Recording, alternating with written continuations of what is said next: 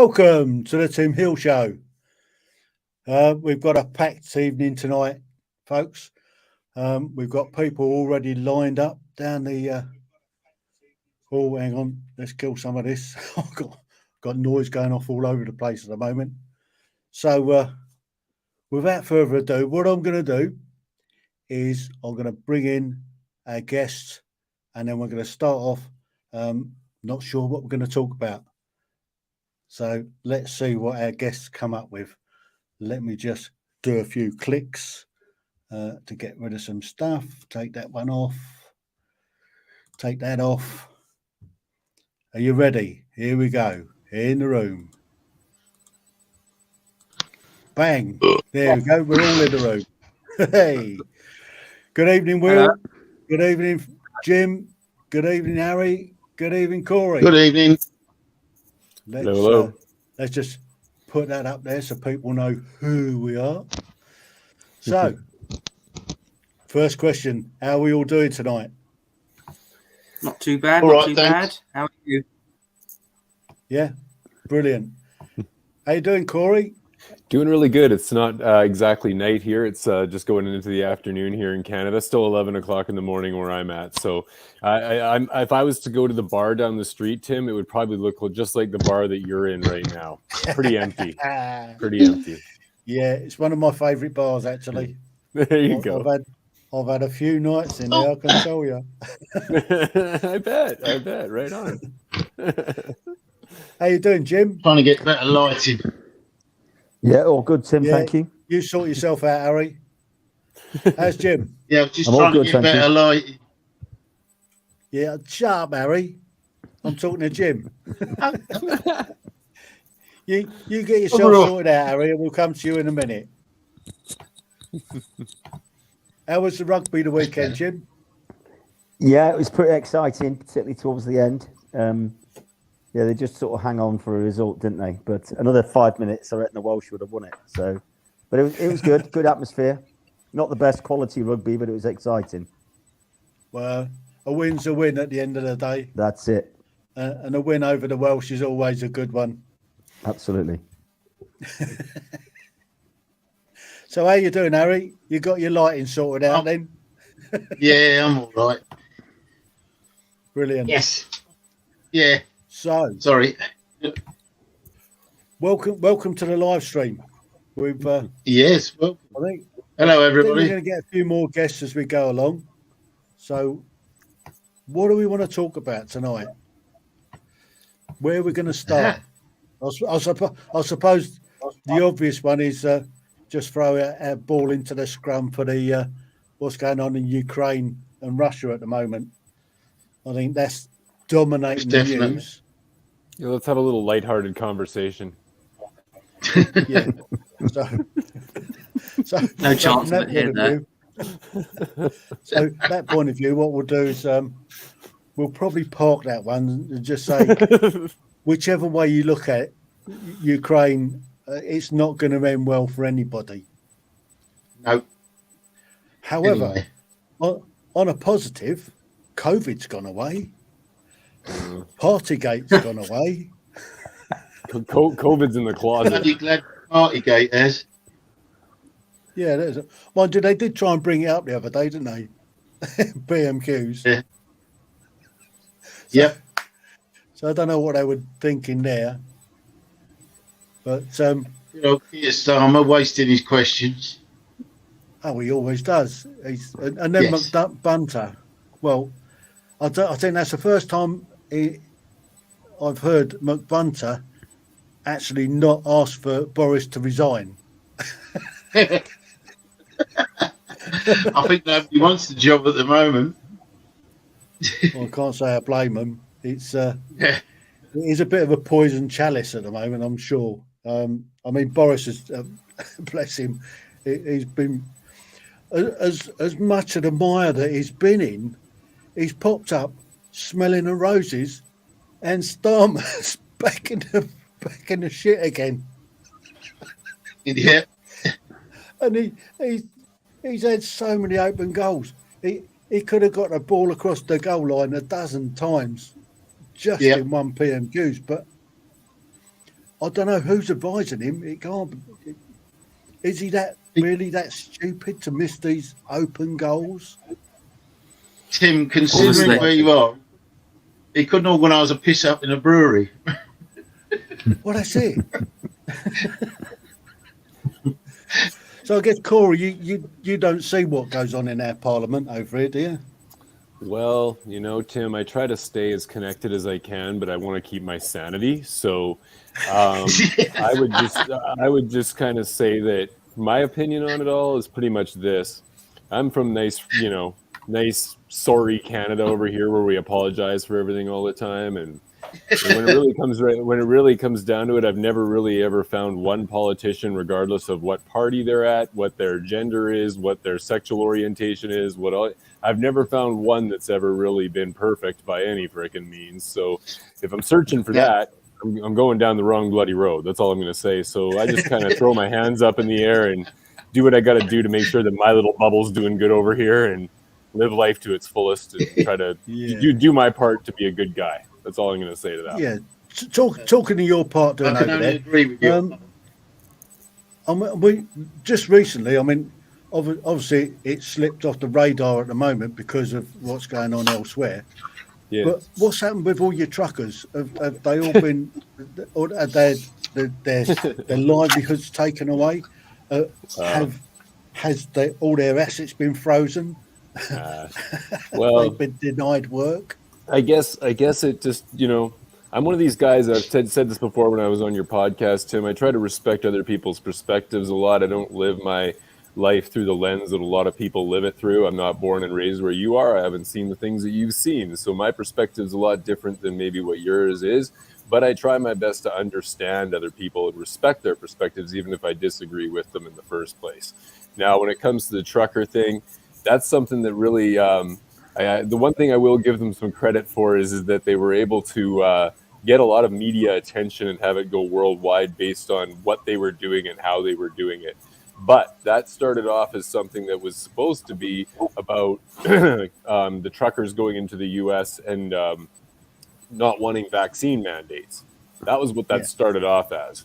Now, as we know, when stuff like this tends to happen, it tends to get escalated, and then disinformation starts to come into play, and then people start getting emotions into play, and then they're all starting to say, well, they're taking away my freedom. Well, maybe go talk to the guy that's getting a bomb dropped on his head right now in the Ukraine and talk to me about your freedom. I'm living here. I'm living here in Canada, where it's in the bloody national anthem, "The True North, Strong and Free," is literally in the anthem, and you're bitching about your freedom. A lot of Canadians right now are really, really pissed off at them right now. I'm not going to lie. The vast majority are like, you know what? You take your freedom and shove it right up your ass, because we already have it. Yeah. If you're gonna bitch about something, bitch about it, but start providing some solutions instead of just bitching about problems all day, and then I'll talk to you. Yeah. Till then, I don't have my time. My energy's worth way more, and my time is too. So that's just where I'm at. Again, I can only control what I can control. Very clear. That's it. But it was quite interesting to see how the general public got right behind it. Just a slim. I'd say honestly, coming from with it as well. That's a very loud minority, I might add. If you really want to look at the majority of people in Canada, a very loud minority. That's really kind of on the side of your radicals, the loudmouth radicals that are really out there spurting it off. But most Canadians, we know what we have. We're never totally satisfied, but at the same time, I look at the whole picture and I kind of see where, like I said, I'm not here to promote one politician or the other, because I don't think any of them are worth a shit if you want to get right down to it. But it's just sort of like, pick your shit, And when you got what we have is not exactly smelling like roses, but it isn't exactly smelling like complete shit either. So the alternative might be just as bad or way worse. So I don't know. To me, I'm just kind of sitting on the sidelines in my comfortable little loft with my dog, taking care of my own shit and not worrying about theirs. That's all I can say. Fair enough. Look after number one. That's it. I always liked what Robin Williams said about Canada and the U.S. I always admired what he said. He always said, Canada's the comfortable loft above the meth lab. How He's not true. wrong there. He was So damn how you right. doing, Harry? Pardon? How you doing, Harry? What you I'm been up all to? right. Yeah. I'm So delivering Harry's blast. by the way. Well, all this trucker shortage, it don't seem to be occurring. I can't Yeah, I see think it.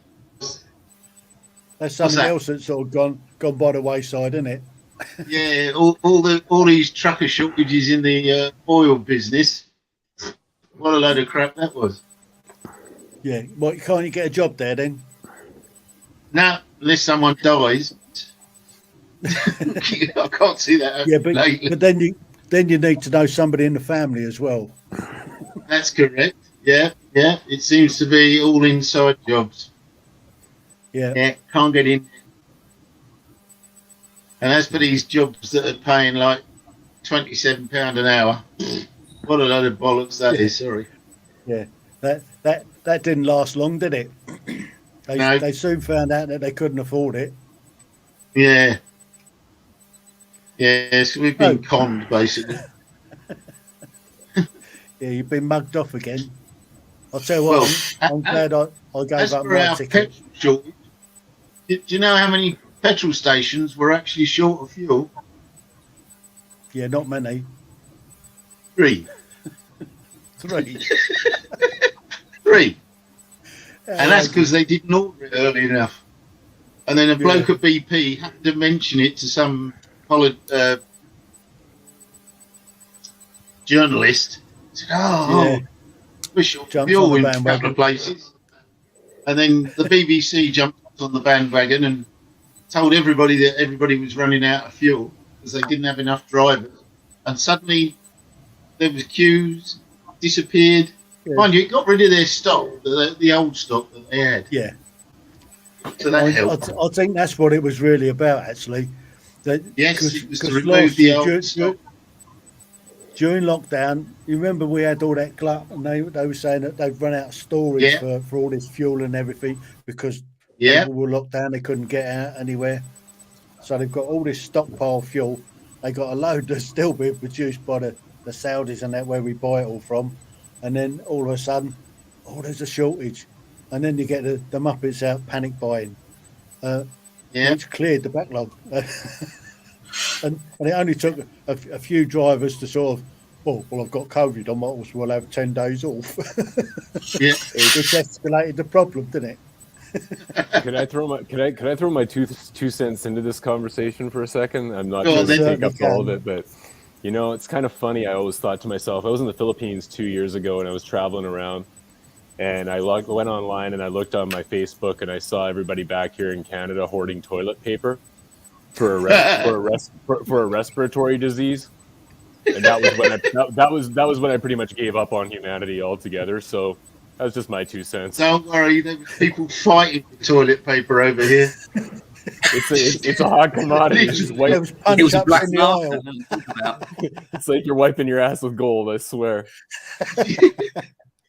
There was some woman they videoed in I think it was a supermarket, and she was piling all these, and one woman wanted it just a pack, and this woman was fighting her for the rest of the packs. She was like, "You're not having my toilet roll." She practically cleared the shelf. And they're still using it to this day. Yeah, I'm sure they are. Secondhand.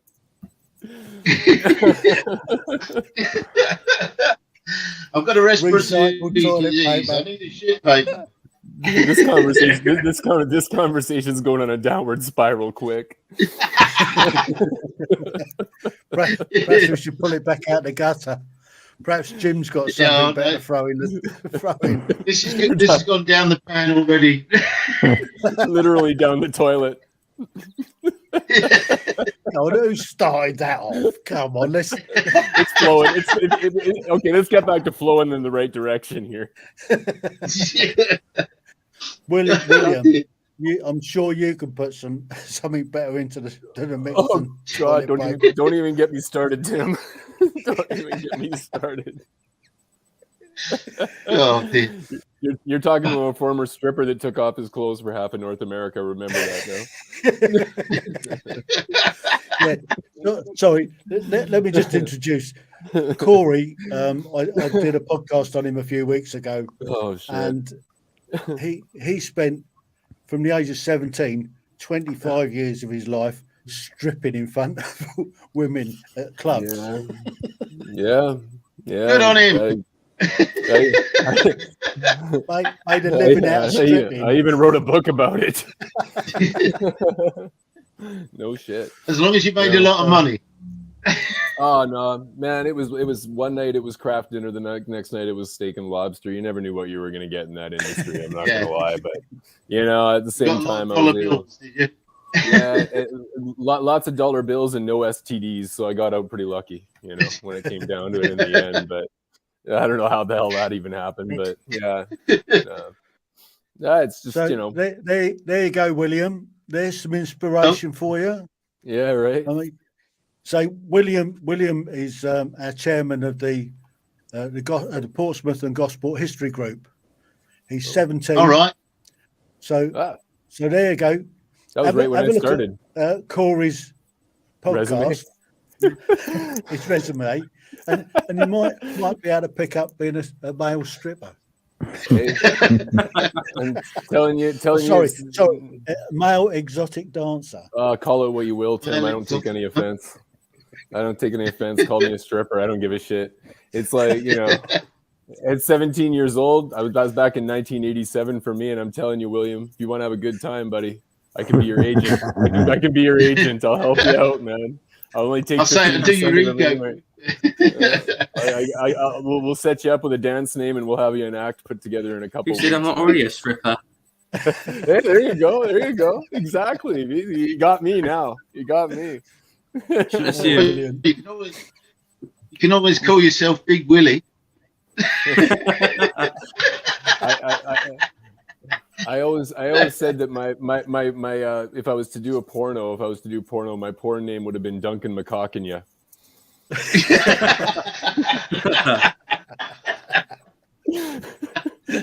I knew you guys would love that one. Yeah, you're working with margarine because she spreads well. Oh yeah, it's like a knife through butter. Yeah. For sure. So anyway, while we're having a bit of a giggle, anybody that's out there, can you pop a message in the chat to say hi, we're here, just so we know that we've got somebody out there. if you haven't run away by now. If you haven't been carried off to A&E to get your sides stitched up. God, no, either that or put into a rubber room. Hey, we don't want to know about your fetishes. No, you don't. Somebody could get hurt. Jim, can you bring the conversation back to something more sensible? Right. Let's have some sanity in this. Come on, guys! It's before the watershed. Yeah. We've had a lot of toilet humour and sex, isn't there? Yeah, quite a bit of that. So, what have you been up to lately, Jim? Let me just tell you, Jim works for himself. We worked together a few years ago doing a job, and Jim now goes around and he trains people in mental health first aid and TRIM, which is trauma incident management, and he goes out to all these services that get themselves into trouble occasionally. So, Jim, give us a bit of heads up what you've been up to. So this week was really interesting. I'm involved with a charity doing a project called Warriors for Hope, which is aimed at veterans. We stopped with our first workshop of the year, which was held at London Zoo. So it's in conjunction with the London Zoological Society. So we had 2 days at London Zoo, which is very interesting. And they let you out? Yeah, let me out. Yeah, so I was doing a bit of theory around that, and some practical exercises around improving mental health. And then the other sort of presenter, Emma, was doing lots of work around yoga, breathing exercises. And this is all interwoven with visits to various parts around the zoo. So a really good workshop. So that finished yesterday. And then the follow-up workshop is in Whipsnade, which is in a couple of weeks' time. So, yeah, really interesting, actually. So you get around all the zoos then? Do you get a free tour? We did. Yeah, we did. It was good. They took us, to see it was Tuesday was International Pig Day, which I didn't know. So they took us to see all the pigs that they've got in there. And then they took us to see, the normal sort of lions, giraffes and that sort of thing. But it's very good. And then the guys and girls did some work clearing some ground of brambles and trees and stuff. So it was quite interesting. So this is kind of veterans getting involved with this, is it? Yeah, these are all veterans. It was started by a couple of ex-veterans as well. So they started it a couple of years ago. They're running projects not only in the UK, they're also running projects out in South Africa to do with environmental issues, animal protection, and that sort of thing as well. So interesting stuff. Brilliant. Yeah. Love it. Yeah. Can't agree more. Shoot the puppies. You do it. And this is and how well have you been is doing? it just for wounded veterans? No, Tim. It's a real mixed bag. So it's basically veterans who've maybe struggled with transition.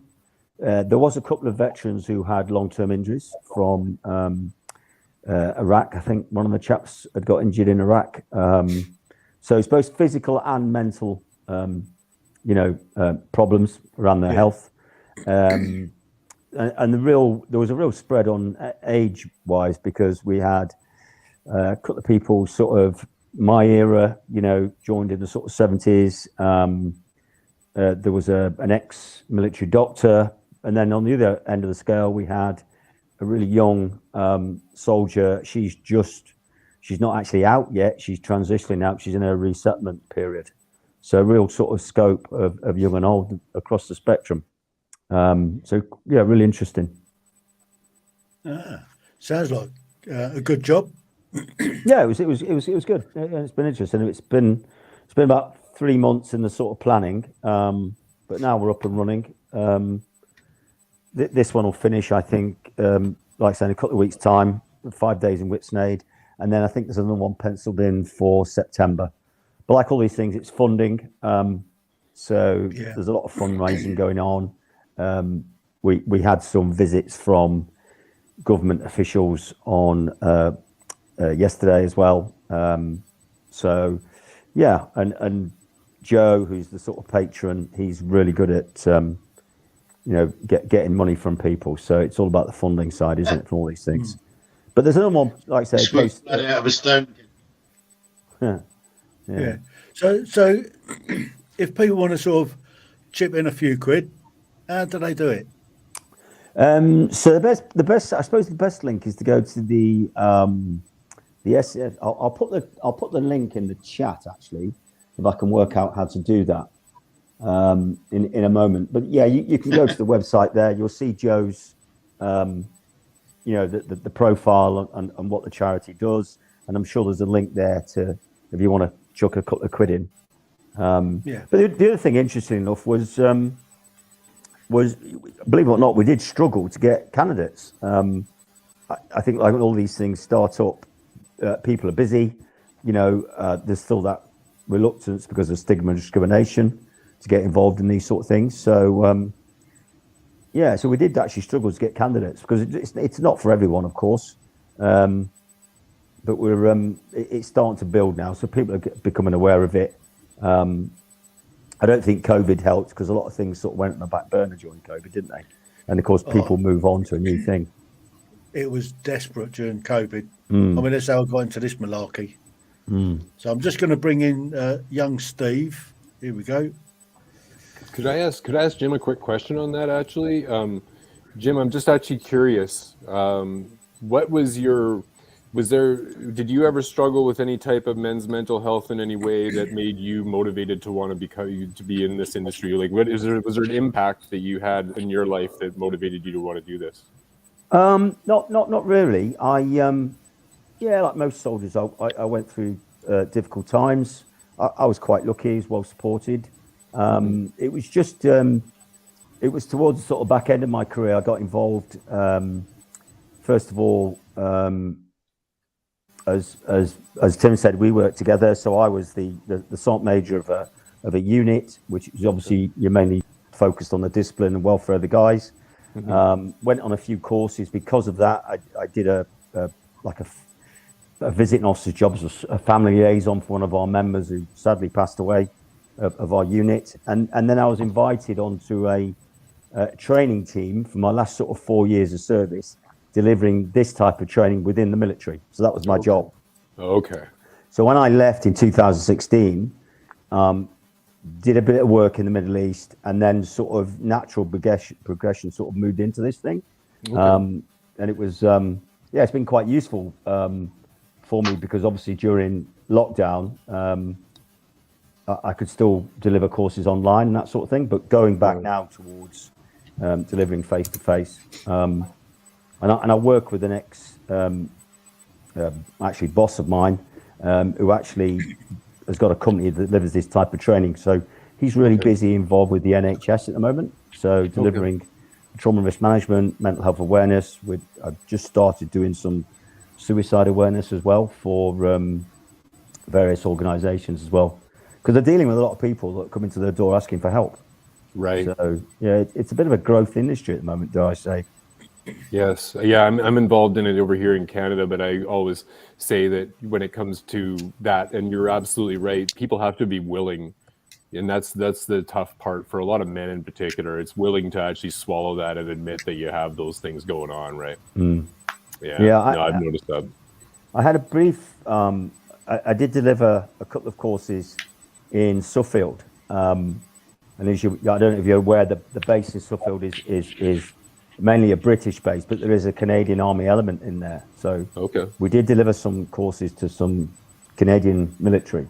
We did a joint course, and I remember at the time there was some struggles in the Canadian military. I remember there was a whole raft of mental health nurses and doctors who weren't very happy with the Canadian government, the way they were treating veterans, and they all sort of left en masse.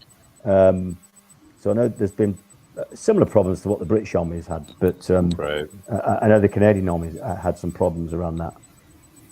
Yeah, men's mental health is kind of an unfunded thing, regardless if you're talking military or not over here. It's something that's why I'm so deeply focused on it, because 3 of 4 suicides right now here in Canada are men. That tells you something. So it's pretty scary stuff. Yeah, very similar to over here. Yeah, but I admire what you're doing, and kudos to you for doing it, man. Cheers.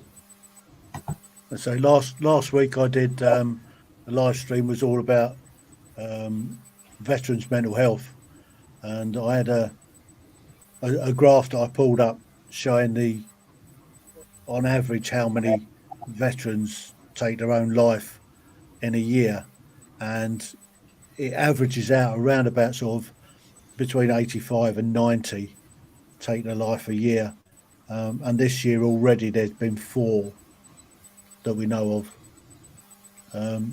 So yeah, it's trying to reach out to them. There's a group that I pop into occasionally on a Monday night here in Gosport, where they've got a group of veterans that are struggling, and it's a self-help support group. It's called the Ravens Halls. Ravens Halls, that's it. And these guys have a check-in during the week to make sure that they're okay. They have this meeting on a Monday night, and they've also organised to go out on visits together. They're going up to the poppy factory. They also get in experts that'll come in and have a chat with them. So it's a really positive group, and it's all to do with helping each other out, basically. Because most of them have got issues. They've gone down the route of going through the NHS. The problem is that the NHS, although is good, they don't understand what veterans go through. So from that point of view, they've set their own group up. They've now got veterans experts in the NHS that as soon as a veteran's identified, will then get signposted onto them. So it's a really good, positive group, and they're doing a lot. And there's quite a few of them as well, which I was quite surprised at how many guys are involved with that particular group. So they're doing a grand job. Yeah, it's hard for me to imagine what it's like looking through the lens of that. Like, my perspective's so different, but Yeah. I will say that, my grandfather, it was World War II Navy, and, he was programmed to be a robot in a lot of ways. And just, when you're programmed that for that amount of years in your life and you bottle up that amount of emotions, it doesn't surprise me to hear that amount of suicides, right? Because if you're just, if you're not letting it out, then it just, like I said in my book, let the dam break before you damn break, Yeah. It's tough. Something I can't comprehend. You've got a lot of people coming back from the likes of Afghanistan, and they've seen so much over there and lived in a war zone, basically. And it gets on top of them. I would imagine. Problem is they're being recycled through the mill very quickly, whereas at one time you had a bit of rest. Yeah. So we just had Steve join us. How you doing, Steve? Hello, Steve. Hey, Steve. Hey, guys. Yeah, good, thanks. I think I've sorted my internet problem now. I just went and reset the router because when I tried to join initially, it spat me out. Yeah, so Steve's having a bit of a drama there. You went up and give it a slap, did you? Somewhat along those sort of lines. I got a size 12 up it. You missed the best part, Steve. We were talking toilet humor for the first 5 minutes of the show. Yeah. Let's take it back. Let's not go there. Yeah, let's not go there. We've done that. We've seen it. We've got the T-shirt. We were just on a serious subject of veterans' mental health. And Corey wants to drag it back down the toilet humor. Yeah, well, got to keep it lighthearted in these hard times, right? Oh, dear. So what have you been up to today then, Steve? Yes. I just finished 12 hours of work. Came in, pretty much logged on so I can join in the chat. Brilliant. Thanks very much for joining us. No, It's been a bit of fun so far. We're only half an hour in. Yeah, we're dragging it out of the pan now.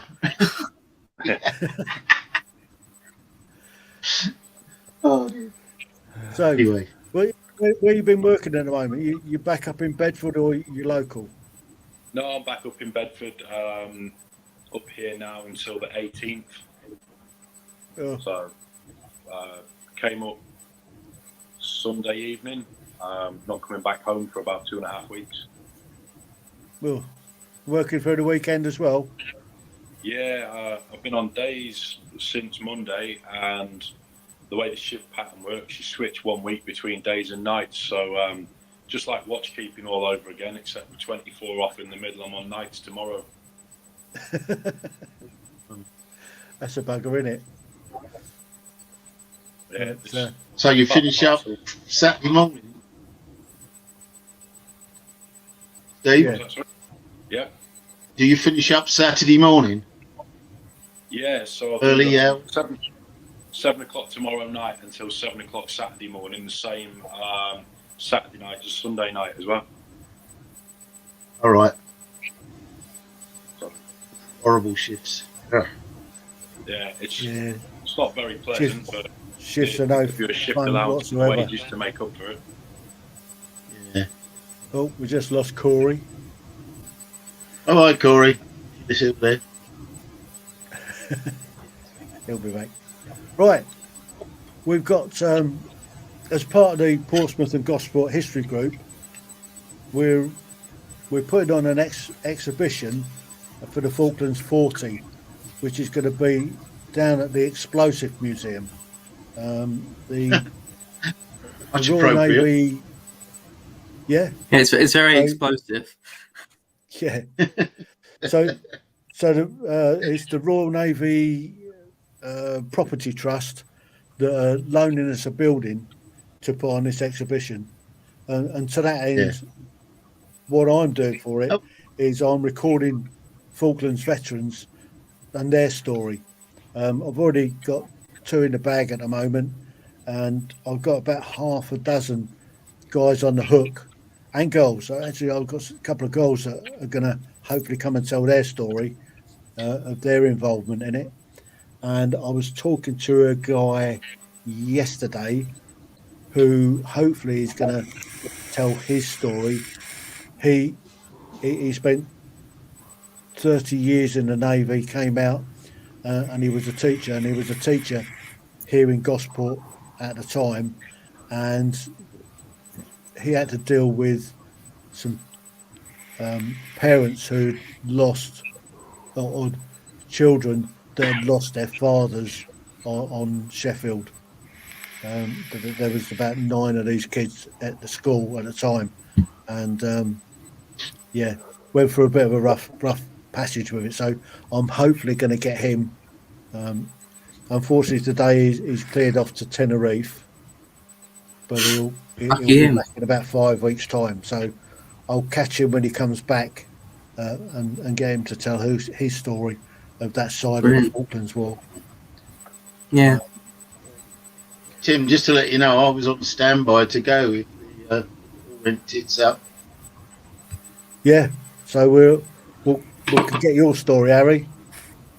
Yeah. So we'll get that. Well, it wasn't much of a story. It was issued all the kit and everything, and done all our medicals and issued our dog tags, packed all their kit, and ready to go at a moment's notice.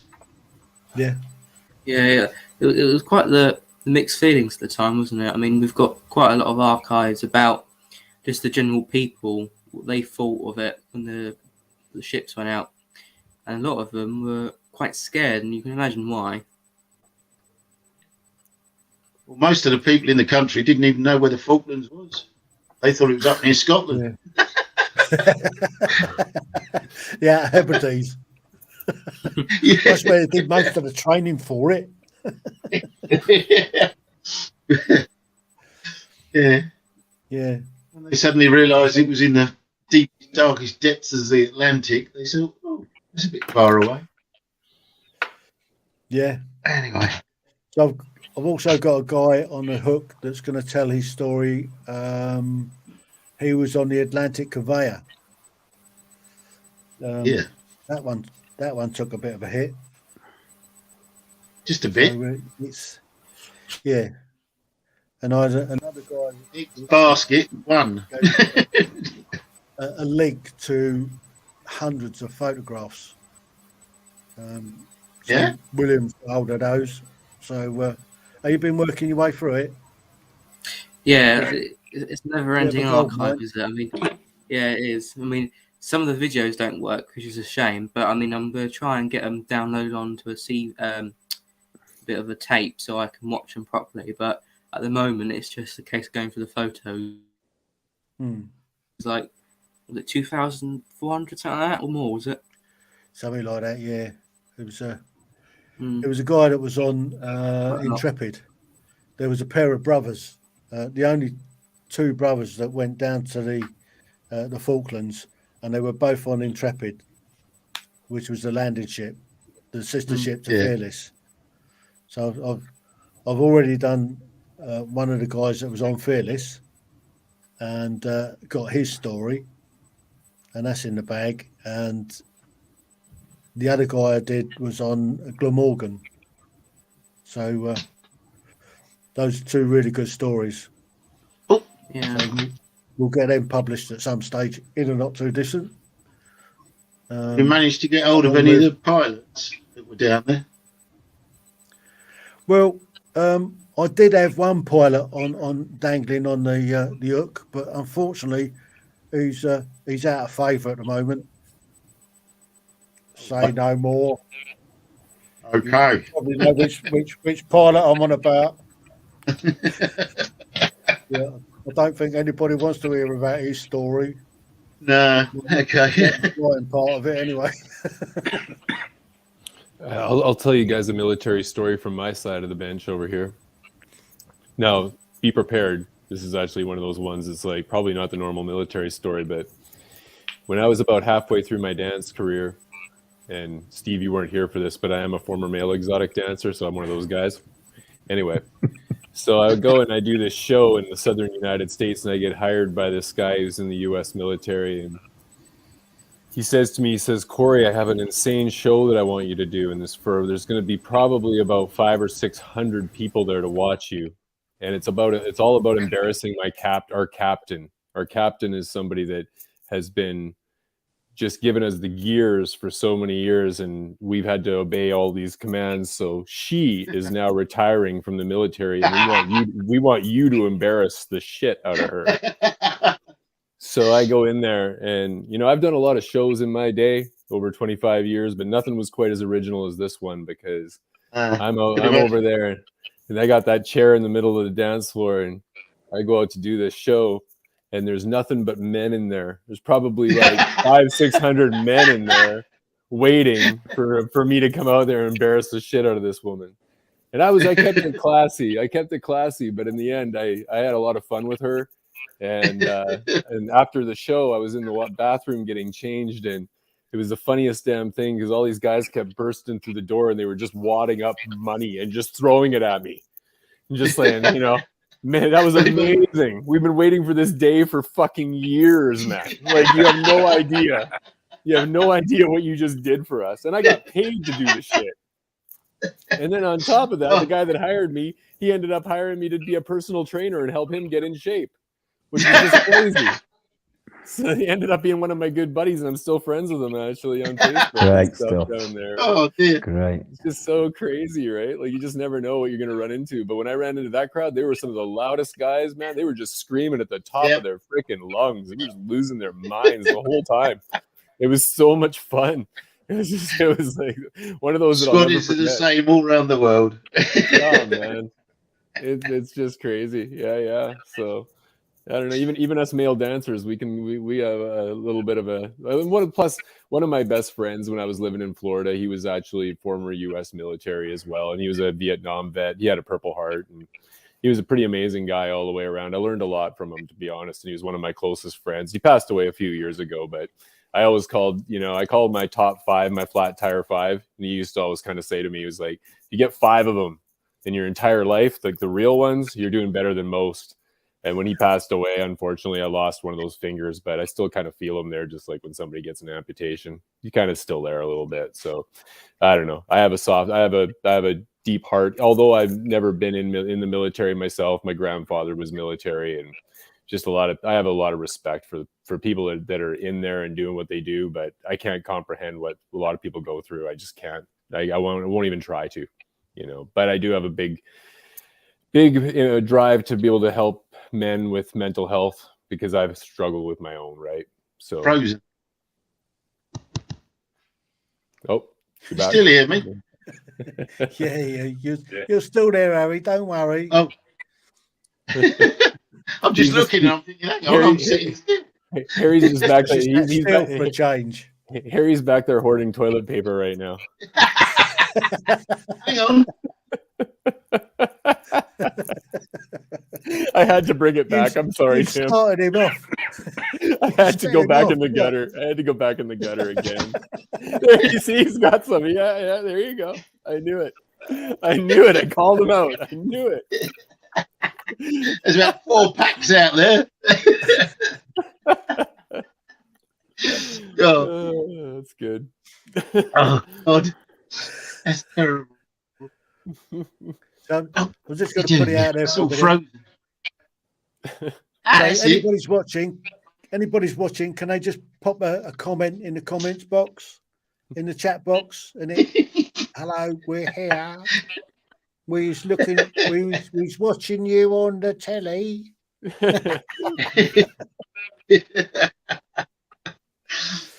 Yeah, we're definitely a bunch of movie stars here today talking about this gutter talk. That's for sure. But yeah, it's all good. It's all good fun. For sure. So where are we going? What we're going to talk about next? What's a new subject that we could dive into? Well, now we've covered the lighthearted conversations on COVID and the war. So how much further down can we go here? I think we can get a bit lower. We talked about stripper shit. I mean, I can go into that for days if you want to tell you some stories. But it's not going to get anybody. It's not going to be really. It's not going to be educational. It will be a little entertaining, but it's not going to be educational by any means. That's for damn sure. But here we go, Corey. Here's a question for you. Sure. What was the best gig you did? Oh man, that's an easy one. It's such an easy one. I actually did a show one time in a little place called Fort Wayne, Indiana. And it was crazy because the night before we showed up there, Rick Springfield, good old 80s rock star Rick Springfield, actually did a show there the night before. And he sold the place. He sold 1,200 tickets. I'll never forget it. 1,200 tickets, men and women. And so we were booked there the next night, and we kind of thought, man, that's a pretty big event to happen the night before. We're probably not going to have many people show up. So we drove up and we pull up and we look out the van window and we see this lineup of nothing but women all the way around the bloody building. And so we just kind of looked at each other. We were like, holy shit, So we go in the back of the club and we go up the top of the club into the change room, and they had this one-way mirror, so we could see out there into the whole bottom floor of this whole nightclub, and they couldn't see us. So all 5 of us guys are just standing there watching to see what happens when they open these friggin' doors, right? So they open the door up, and these ladies come in, and I'm not slamming women by any means, but I hate to say it, but they did kind of come in like a herd of cattle. Like they just came trucking in, and they went straight to the bloody stage, concert style. They didn't even sit down at the tables. They went straight to the bloody stage and just stood there waiting for us. And we were just blown away. And this whole place was packed out. We sold the whole place out. It was 1,800 women there. And there was one point in the show, we had all 5 guys running at the same time. We didn't just have one dancer. We were all out there all at the same time, just collecting money. And we had a garbage bag in the bloody back that we just all shared all the money. And we just kept throwing money in the bloody garbage bag.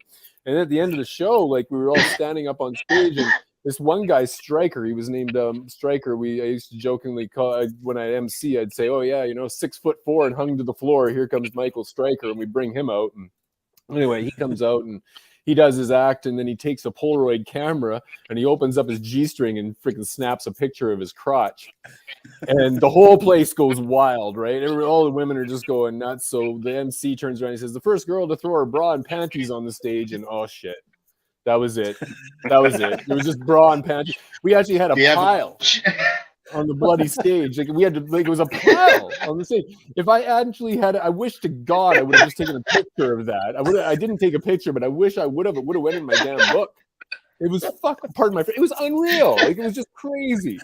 So, that was just one. And then the funny thing about it is that, all the rest of the guys, and I was a pretty good guy. I was married at the time. I was monogamous. I didn't cheat on my ex-wife. I really, truly didn't, believe it or not. But the rest of the guys in my group, they were kind of not really like that. They were out having their fun after the show with a bunch of different girls and shit. So I just went back to my hotel room and I was counting my money, and I was up to about $1,200 when I was talking to my wife, and I'm just sitting there counting money, and she's on the other end and she's like, so how did it go, baby? I'm like, it went so good that all I want to do is have Christmas Day, the day that I come back there, and we're going to Victoria's Secret, and I am buying presents for us. This is going to be awesome. And so I came back and literally did the old the one time I've ever done this in my entire life, and I know this is dirty and it's just like whatever, but I actually took my freaking bag full of money and threw it all over the bed, and we stripped down naked, both of us, and like literally rolled around on the bed in the money and just did it. And then we took a shower right afterwards. So it was like, because money is the dirtiest thing on the planet, but we had to do it just one time in our lives. We had to do it, right? So that was my best show as far as money making. But you know what, guys, I've seen the other end of it too, where I've been, dancing for 3 girls in Winnipeg, Canada, and it's minus 30 degrees outside, and I'm getting shrinkage as I'm coming out there to do the bloody show, right? So I mean, there's been a polar opposite. It's not all that. Disappeared, did it? So that'd be the worst one you did then. I guess that you could say, Tim, that would be the craft dinner show, and the Fort Wayne show was the steak and lobster show. If you want to call it like that, So you just never knew what you were going to get. You just never knew what you were going to get. But, it provided a hell of a lot of stories, and that's why my book's like a bloody encyclopedia. It's so big because really, there's no end to it, and it's just an interesting process that I went through because I saw the true mentality of men on one side, women on the other side, how they react to things. And it's just an interesting dynamic when you see it through my lens. And that's why my book's not all about just dancer stories. It's actually truly about, my struggles with core values. It's my struggles that I went through with sex addiction, drug addiction, divorce, all the things, relatable stuff to what a lot of guys go through. It's just that I saw it through a different lens is all. So if anybody really wants to know, sex addiction. Sex addiction's a tough one. That's a tough one to break. So I'm 52 years old and I'm still addicted. So if anybody wants to know about Corey's life, have a listen to the podcast. Oh man, it's out on YouTube and it's out on the podcast, and it's up there now. So pop into the Tim Heale podcast, and I'll have to spread that one around. You might get a few more book sales. yeah. Pardon the pun on that one, Harry. But yeah, we spread it around all you want, like butter. But no,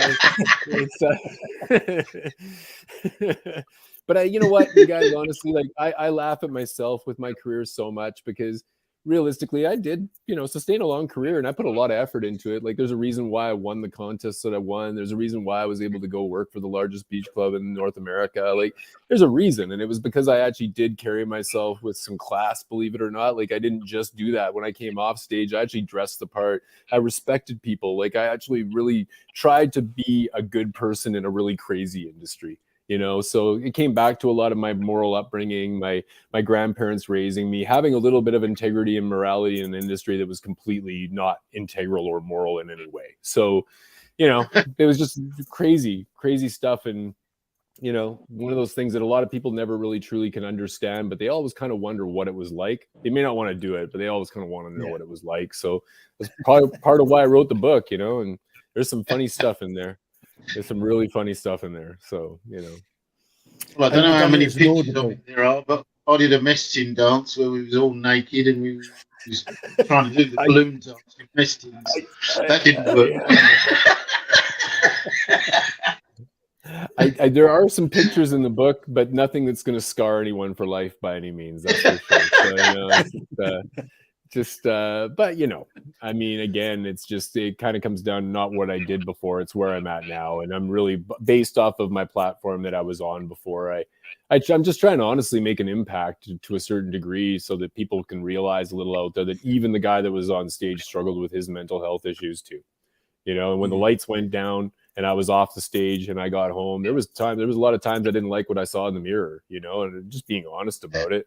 And now that I don't have the body that I used to, and maybe I don't have the status that I used to, I like who I see in the mirror a lot better because I'm accountable and I'm responsible and I understand my core values and the feelings that are represented of those. And a lot of things that I do training for men in particular that struggle with lack and unworthiness and just basically disconnection emotionally. And these are all things that I honestly struggled with personally. I'm not here to say I've been perfect, and I'm still not. I'm still working on it. I'm still trying to progress every day. And if you think that I wake up and feel like I'm going to go kill it every day, I don't. Just being really honest about it, I don't. I go through my roller coaster still. But I've had a few problems and slowly getting through. Yeah, As I was you trying do. to be I was trying to be a perfectionist for so long, right? Trying to compare myself to other people all the time, and even social media does that to a lot of us. We're trying to be something that we're not, trying to airbrush ourselves as something really great so that people will give us the likes. I think more important to me is more important than getting a like on Facebook is more important is just loving who you see, who you're looking at, and for me that's what I've kind Don't of worry tried to about the learn. likes. I get the dislikes. Yeah, right. You're the one with the angry faces all the time. Yeah. They send me angry faces. They don't send me likes. I do have a go occasionally. I don't take it personally when I get one now. I kind of look at it like not everybody's going to like me, but at the same time, I'm not here to solve the whole world's problems. I can only, help who I've got in my little bubble and do the best that I can to just, again, just make an impact. And that's what the legacy I'm trying to leave, not the legacy of being the guy that showed his shit to half of North America, so that's what it comes down to. I'm sure there's a lot of women out there who remember you. Well, I always told them, I said, if you really want to be able to see what you want to see, get your magnifying glass out, ladies. Just get your magnifying glass. And I that's what I'm getting at is that I joke about it because, I really can, right? Like, I don't take it all so bloody serious. I just kind of go, whatever. It was what it was. And I'm no better or no different than anybody else out there. I'm just trying to make it and do the thing that I can in my life. Just be happy, quality of life, man. So if you listen to my that's the thing of the past nowadays. I guess that era's gone. The current generation would frown on what you were doing back then. I haven't heard of the sort of Chippendales out performing for a long time. So I think youngsters nowadays are missing out a lot. Well, I think COVID really put a damper on it, but even before COVID, it was the politically correct stuff has just gotten to the point where it's just some of the stuff that I was doing or we were doing back in the 80s and 90s is completely unacceptable now in the year 2022. And, it's just one of those things where but although that is the case, believe it or not, I'm really happy that I got to experience it when I could. Because it wasn't like it was all bad. It was just that people could take a joke a little bit more back then. They were just a little bit more loose with what was happening. And I'm not saying that it was all right, because I'm sure there was a lot of sexual abuse and mental abuse in its own way at that time as well. It's just different now is all, And so I kind of, like I said, I saw what a lot of people did. I'm sorry? I'll say most of it's online now. You can do whatever you like online. Yeah, that kind of takes away from the entertainment value, huh? It's kind of like, I thought it was a downgrade going from doing the big shows to doing bachelorette parties for girls in a chair, but I couldn't even imagine just taking my clothes off in front of a freaking computer screen. That's like boring as shit. That's no fun. So I don't know. It's a new world that I don't even want to know about. Enjoy it. Yeah, well, I'll honestly say this, Harry. Men and women, that's a different thing with this industry. It wasn't like it was different because it's not even like apples and oranges. It's a completely different ballgame, and women have to hustle a lot more. Women have a lot of higher expectations about what they're expected to be as far as their image and their presentation and all that stuff. When you look at it from the other side, if it's like ladies' night and there's guys up there doing their thing, there could be, 4 of the 5 guys could be in great shape and the last guy could be in horrible shape and the ugliest guy on the planet. And those women will still scream their lungs out for that guy because they're just out there to have a good time. They don't care. Whereas if you're on the other side of it, and right? Yeah, here you go. You're hired, Harry. I got you back, man. But I'm just saying, but don't tell the wife. Right? Or maybe tell her she may get turned on. Don't tell the wife. But true story. If you look at it from the other side, right? Like as the guy that's out there watching women, like they really have a higher expectation. And if a woman doesn't present themselves with maybe they don't have the greatest body, maybe they don't have the greatest costume, maybe they don't have the greatest act, whatever it is, that guy will just sit there and pick them apart. And it's really a tough thing for women to deal with. And then they have to hustle a lot more than the guys do. So it is a lot different industry. And I have a lot of admiration for female dancers that can actually keep their head on straight and actually continue to do it for a long time without getting messed up. But unfortunately, a lot of them do get messed up. And I see why.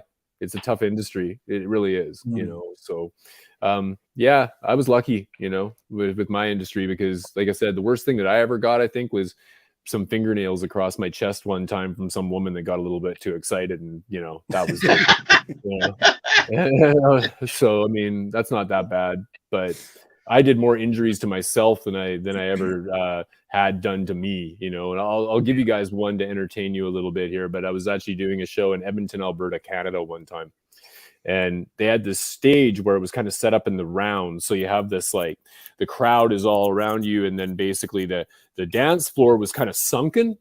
And then what they did was they actually took this scaffolding material and built it up so it was like 6 feet above the dance floor with this plywood.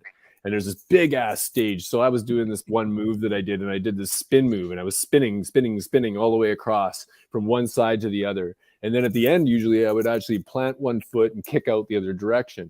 But what happened on this night was I went to plant that foot, and I went just about 1.5 inches too far, and I planted into air.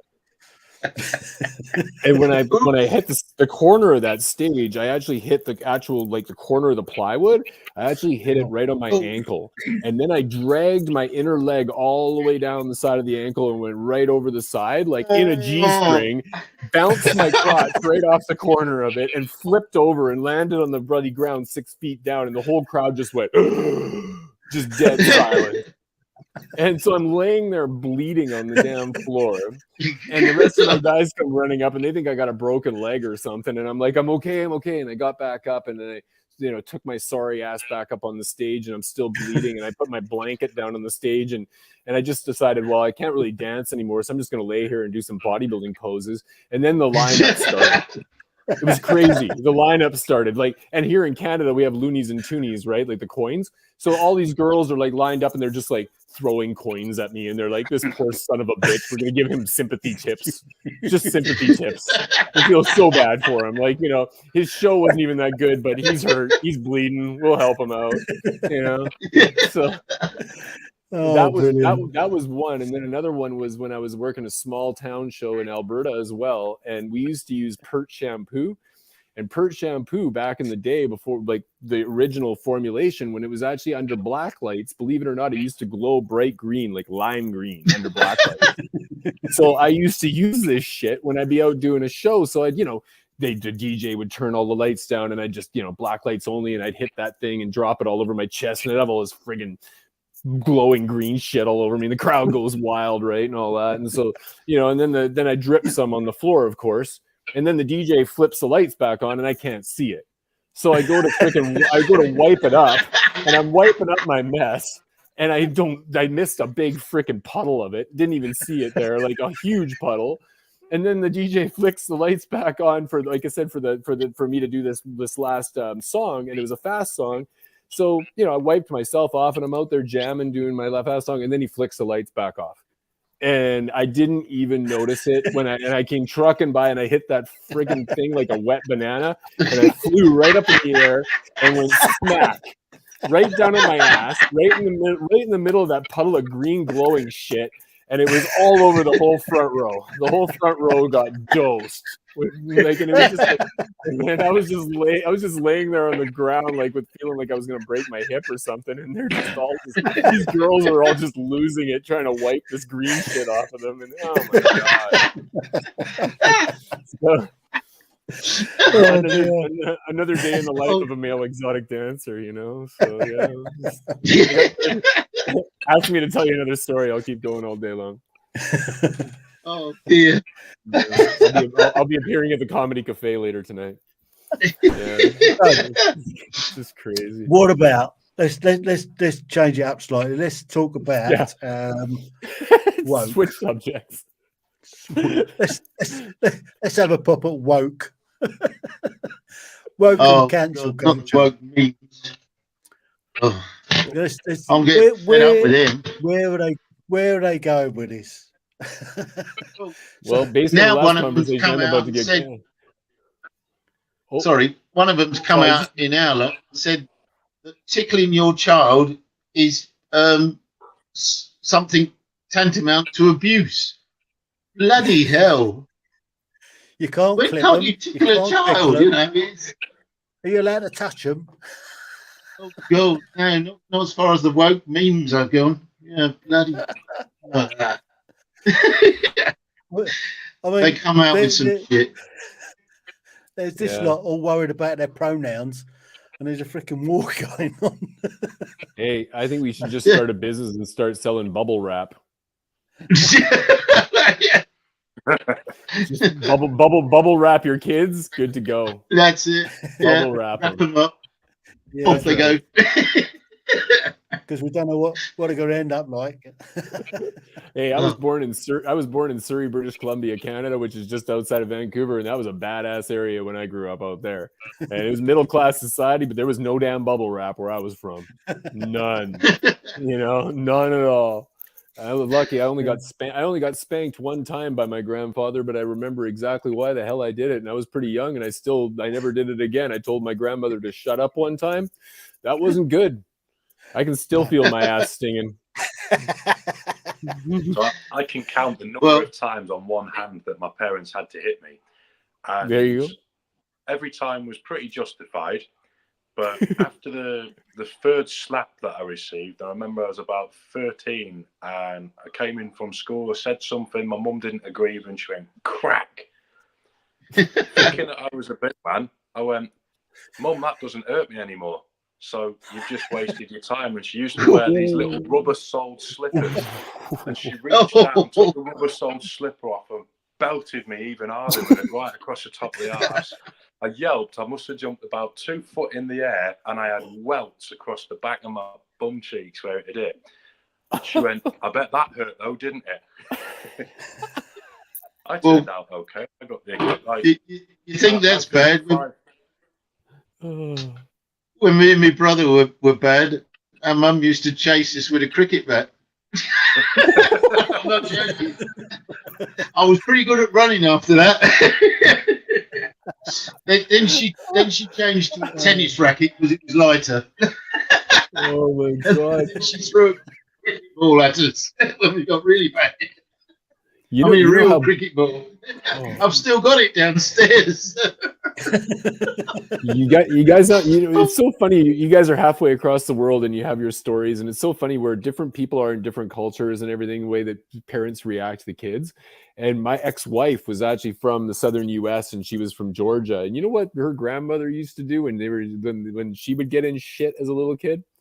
She would tell my ex-wife to go out in the backyard and pick a switch and get that pick, like literally rip the freaking the switch off the tree, the actual like the branch off of a tree. You pick what you're gonna get your ass whipped with. You pick it. That's just ruthless. Isn't it? I mean, it's not as bad as what happened to me. I got caught by the old man once. Well, I got caught scrumping, and I got dragged down by the ear, scrumping, nicking apples. Oh, you were stealing apples. Okay. Yeah, somebody's out. You ready, Gem? Oh, I'm out. We got somebody else joining us. Evening, Gemma. Oh, hello. You okay? Yeah, we're good, thanks. Are you? Yeah, not bad. We're just talking about wokeness and getting captured. I've been listening. Well, I got caught if you think getting brought up in Canada was bad, you should have tried Liverpool. Well, Hatfield was bad enough. So I got captured by a copper, scrumping, and I dragged down by the ear by this copper. And oh man, first thing he done, took his belt off, and I got a levering. It taught me one lesson, that don't get caught. Yep. So how's the ship coming on? Slowly, but it's getting there. I think since December, when we started the actual real woodwork, it's come along so quick now. It's like we've nearly finished the starboard side of the bow, so there's more good in there now than bad, which is really good. Yeah, just for anybody that doesn't know, Gemma, for some bizarre reason, has bought a World War II fast. It was a torpedo boat? Harbour Defence Motor Launch. Yeah, that's anchored up in the Wirral somewhere, and they're rebuilding it or what do they call it? Put a refit on it. Yeah, in the 70s and 80s. Go on, Gemma. So she was a Harbour Defence Motor Launch used in World War II. She was a channel marker on Gold Beach at D-Day. So she's had quite a colourful past. About 6 months after D-Day, she captured a German Biber submarine. And then she went on to be like a fast dispatch boat for Customs and Excise. And then when she was sold after the use, she was then converted in the 70s and 80s to be like a luxury. Well, she was like a yacht, like a luxury yacht. So she had a lot of superstructure added onto her. And then she's done various things. She's been like sort of a charter boat on canals and up in Scotland. And then she was moored in Liverpool for quite a long time. But she sort of got a bit neglected, and we literally found her on eBay, as you do. Never ever planned on buying a 72-foot long boat. That's wooden and rotted and broken, but my husband's a bit crazy. So since January last year, we've been working hard as we can to restore her. But obviously, we both still work full time. We've got 2 young children, so all our free time is dedicated to the boat. So it's been a challenge, but it's been really, really fun. So I feel like I'm working like 2 full-time jobs at the moment, but it's so rewarding, to see her sort of coming back to life, sort of one piece of wood at a time, and just like the following that we've made. We've built like a little community up now between like Facebook and YouTube and stuff like that, because we put out like weekly episodes on YouTube, and that's how I know Tim. So yeah, that's been sort of, I love doing the boat work, but meeting new people and building up new friendships has been absolutely wonderful. Yeah, recognise the bar I'm in. Yeah. We're coming down at the end of the month. All right, give us a shout. Come in for some lunch. Yes, we'll do. If we get time, we're going to scrape all the barnacles off the bottom of the Medusa. All right. Where are they going to lift her out? Is she coming out in Hornet? No. Oh, I know the name. He told me it today, but I can't think. Hey, Jen, I was going to mention I have a secondary project for you and your husband if you want to take it on after you're finished with the one you have. Go on. I'm over here in Canada, and back in 1986 we had Expo 86, a World Exposition in Vancouver, and they've been trying to find a home for what they call the McBarge for years. And the McBarge was actually the McDonald's that was there was a barge, like it was actually like a boat that they had a McDonald's on. And ever since 1986, that thing has been collecting barnacles and sitting over here somewhere. And they've been trying to get rid of the bloody thing, and they can't even get rid of it. So there's one for you. You can do the McBarge and bring it over there. That'd be great. There's so many neglected boats that just need some love, and every time we see one, it's like, oh, I wish we could save it, but God, I can't even save the one we've got at the minute. It's time. So you're getting a work party up on your boat anytime soon? Waiting for the weather, to improve. We had a couple last year with painting parties and stuff like that, which was really, really nice. And it's nice to get other people involved.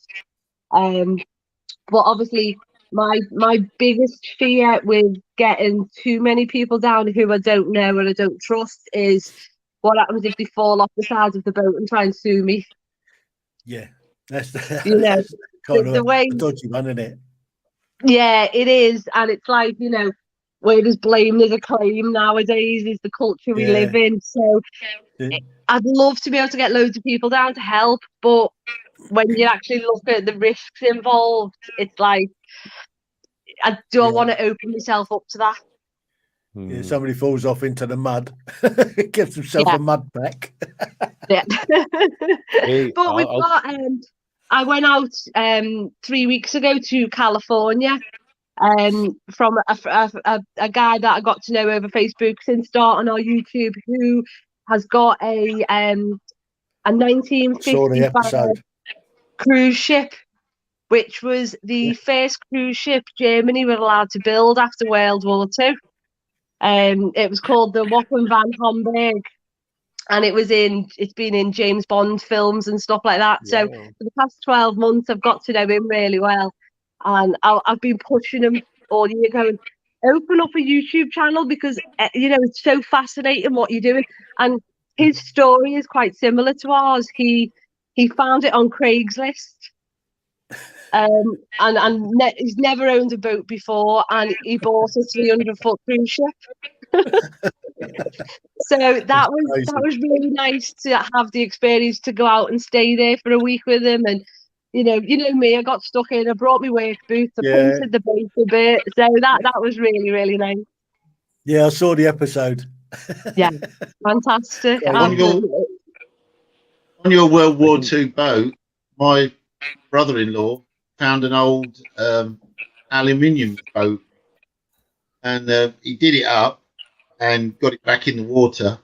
And it was an old boy, an old sailor actually from the Navy, said, do you know what you've got there? And he said, no. He said, I just found it in the scrapyard and done it up.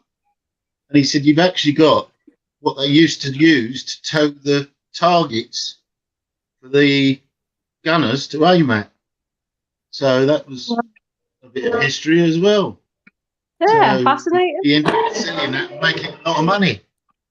Yeah. So I don't know what's happened to it now, but it's out there somewhere. I want to. Can I inject a male stripper story into this this little conversation? Yeah, we always need a male stripper story. Just to introduce Corey, Gemma. Corey did a podcast with me a few weeks back, and he spent 25 years from the age of 17 as a male exotic dancer. Yeah. So obviously we're kind of on opposite poles here a little bit, but pardon the pun. But when it comes down to my second to last show that I ever did, when you were talking about a lawsuit possibly, it reminded me of this last show. I was out on this lake called Lake Okanagan out here where I live in British Columbia, and I was actually hired to do it for a surprise party for a woman's birthday.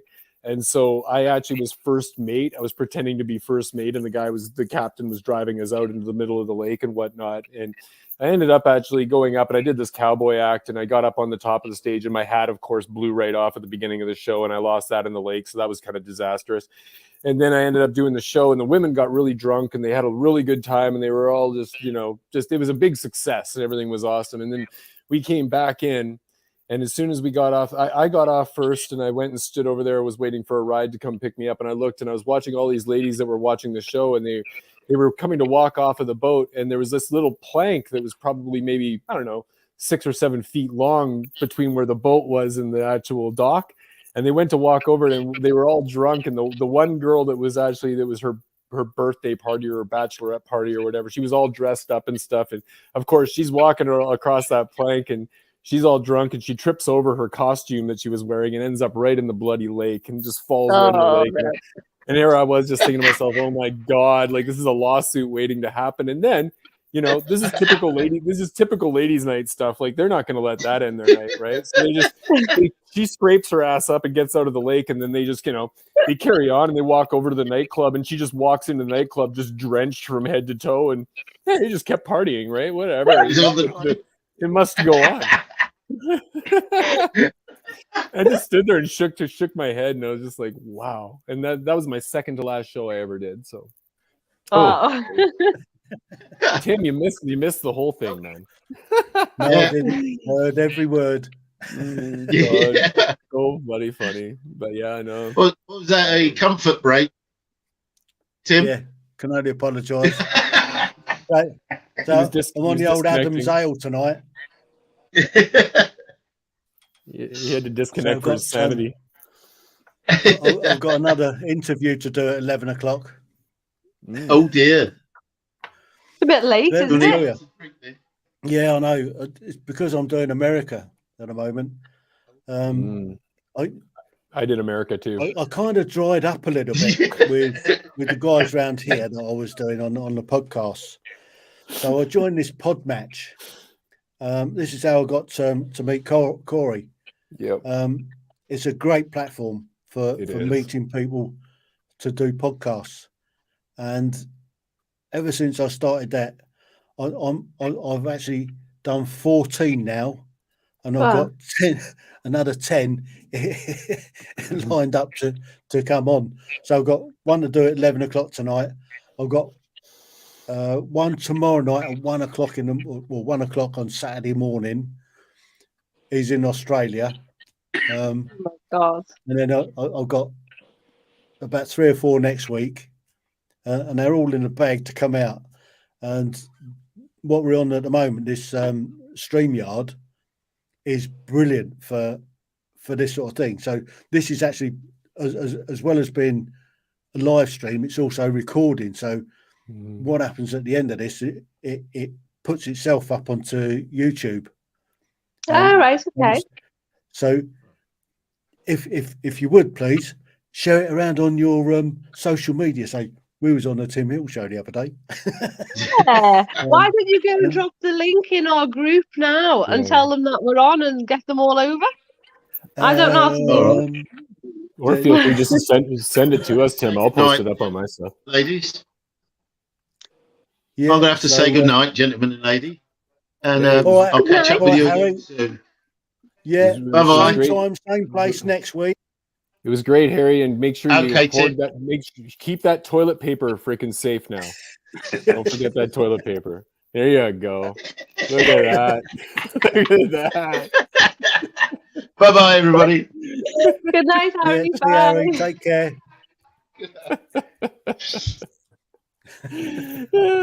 So good. So Harry and I go back a long, long way. We were in the army together back in the late 70s. So that's where I've known Harry from, and we've been mates ever since.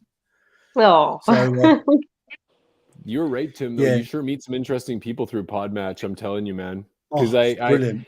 It's so crazy, and I'll try to keep this as clean as possible. But so I applied. Oh God, is this before the watershed? Come on, man, Gemma, get with the program. This is pretty heavy. We have a lady in the room. I don't want to, you know. If you knew, you wouldn't call me a lady. No. Okay. So I was on Podmatch, and I applied to this one podcaster's. I take a listen to every podcast before I actually even apply, because I want to make sure that it's the right vibe for me. And so I went on this one, and I was listening to it, and I thought, this might be good. So I apply for it. And this guy says to me, he says, I'd like to have you on, but he says, I think you're a better match for my friend that has a podcast. And I think you should I'll introduce you to her. She's not on Podmatch, but I'll send her your email, and then we'll try to connect you. So now I'm booked on to her podcast, and it's going to be here in another couple of weeks. But when I found out who she was after I actually took this email, and I went and I didn't even listen to her podcast, I just Googled her to see who she was. And I came to find out she's actually a former WWE wrestler and a former porn star who, believe it or not, was the first one to set the world record for the world's largest gangbang of over 300 men in one day. Oh. Yes, you heard that right. Oh my God. So that's what brings to mind there is Mersey Tunnel, which obviously people who are from like the UK won't understand that reference. I'm scared to ask. Well, in Liverpool, we've got like a tunnel that you drive under the water to get to like the other side. Okay, but it like takes you to the posh bit. Yeah. Oh, okay. So I was like, shut up, Tim. So like as like a reference, or even say if someone's got a big mouth, you say they've got a mouth like the Mersey Tunnel, but also she'll have a big something else. Yeah. And I think that she's probably not. You're probably not going to the posh side.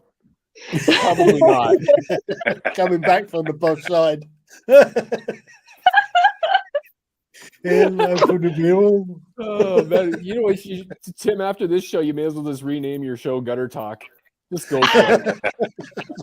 It's the only Well, reason he invited me on. I was trying to keep it clean. And you invited a male exotic dancer on your show, and you decided you were going to try to keep it clean. Oh my god, we did quite well with the podcast. We kept that clean. we did, Yeah. for sure. Yeah, I can do it. I can hold back. Yeah. we are going live every Thursday night. So I got fed up with just me doing a Thursday rant. So I thought when say this StreamYard came up, it's a brilliant platform for this. You can see how well it's working. It's so much better than Zoom or I was on Riverside.fm, but I had some proper problems with that. But this is brilliant because it does a live stream. When it finishes the live stream, it'll automatically upload it onto YouTube and to Facebook. We're going out on LinkedIn and Twitch and Twitter. So it pushes out on all those platforms at the same time. Wow. I wouldn't even know how to do that. This is the first like little group live thing I've ever been on. Oh wow. Well, I saw you do a live stream before, but I guess I've done them on our YouTube, yeah. It's always dead nerve-wracking. And I didn't think it was going to be videos when you invited me on. I just got out the bath. My hair was up there. And I'm like, oh, I know. I sort of said, just stay as you are, come on. No. Would have fitted in well with Corey. Like I have my dressing gown on. And I was like, So, yeah. Hey, Tim, just so you know, too, with StreamYard, I've actually had quite a bit of experience with StreamYard. You can actually you can buy StreamYard Pro as well, and StreamYard Pro. I'm on Pro. Oh, you are? I'm So on yeah, Pro. you can customize, and you can actually use a program called Easel, EASIL, and you can actually get custom templates that you can put on your screen, so you can change your names and stuff to different fonts and different designs and different like borders on the screen and so yeah, there you go. He's on it. He already knows. God, I'm just barking up the wrong like tree. a cheap suit. God, just yeah, there you go. I should have known. Just stay where you are. Watch this. The Tim Heale Podcasts. Ordinary people's extraordinary stories. Welcome to the Tim Heale Podcast. This is a little bit of new for me. I'm going live stream tonight on Facebook. So if you'd like to join me, ping me a message and I'll ping you the link. What I'm going to do this time is I'm going to let you set the agenda for the old Thirsty Thursday rant. So if you want to join me, you know what to do. Thanks for listening. The Tim Heale Podcasts. Ordinary people's extraordinary stories. Wow. I just feel like I just got violated. It's like you just pinged me. You pinged the hell out of me. So that was a few weeks back, and I thought I'd just put that out there and see what happens. So that's cool. I scheduled it for 2 hours. God, the first one was a bit of a struggle. It was the first hour of me just sort of going on, and then I managed to drag Harry in, and we managed to get away with the first one. So You're last very week quiet, Steve. No, he's a submariner. I'm not long since back in from work, so I'm not fully tuned out. I've been up since about 3:30 this morning. So. Oh God, what do you do? Work as engineer on trains.